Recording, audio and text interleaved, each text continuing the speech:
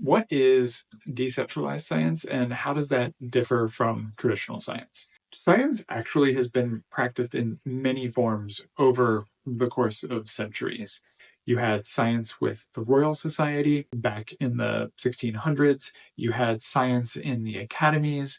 And then eventually it came to be that science was housed primarily in academia. When we talk about traditional or centralized science, we're thinking about science as done primarily in academia, frequently funded by a small number of large funders, the National Science Foundation, the National Institute of Health. There are a number of different funders who receive large amounts of money, give those out to scientists, frequently in academia. Some people think this is the only way that science can be done.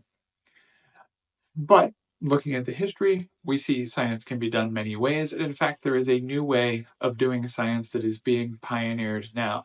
This way of doing science is called decentralized science, or DeSci, and is occurring on the internet and on the blockchain. How does this work?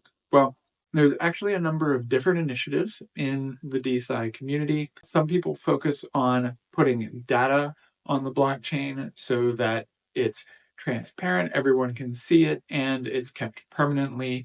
There are actually a bunch of different initiatives. One that is the most exciting is that people have started raising money for doing science outside of traditional institutions and outside of academia.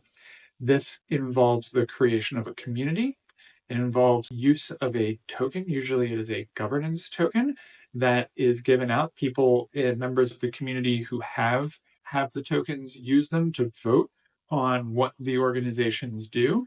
And so you have these internet-based communities. They raise money by auctioning off the tokens, and then they discuss and vote on what to do with the money in order to advance science. You might wonder, well, how on earth can a bunch of people on the internet discuss things and figure out how they're going to advance science? But the fact is that sort of everyone's on the internet. This includes scientists.